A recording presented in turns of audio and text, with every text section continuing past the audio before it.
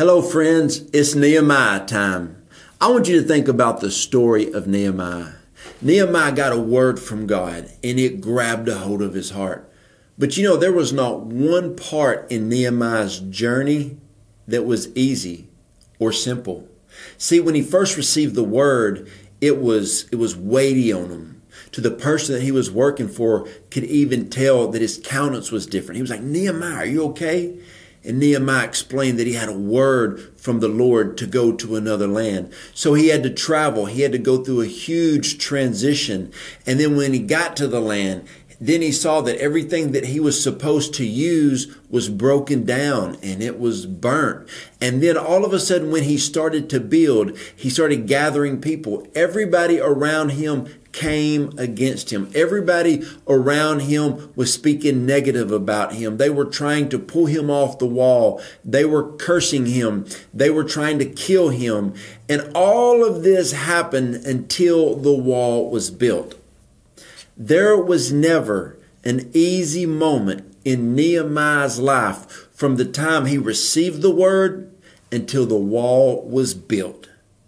I'm telling you, you can never get away from the word of God. You can never get away from the prophetic word from God. A lot of times people, when they see me, they're like, "Joe, man, you okay?" I'm like, "Yeah, I'm focused right now. I've got a word in me and I'm not going to rest easy until the word is completely out." It's building time. It's Nehemiah time. He was sitting around one day and when the word was in him, he got that prophetic word from God. The people around him said, "There's something bothering him." What is it? It wasn't a bad thing.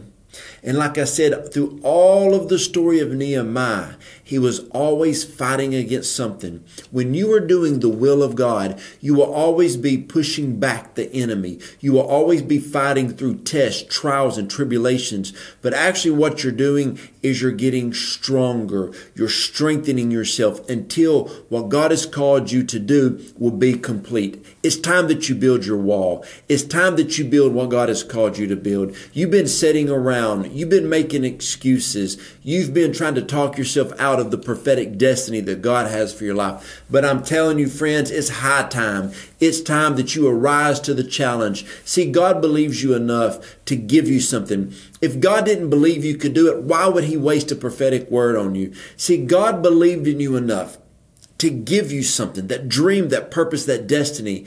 And he knew that you would do whatever it took to see that dream come to pass. Nehemiah even had people come alongside him. They said, "Hey, I'll help you.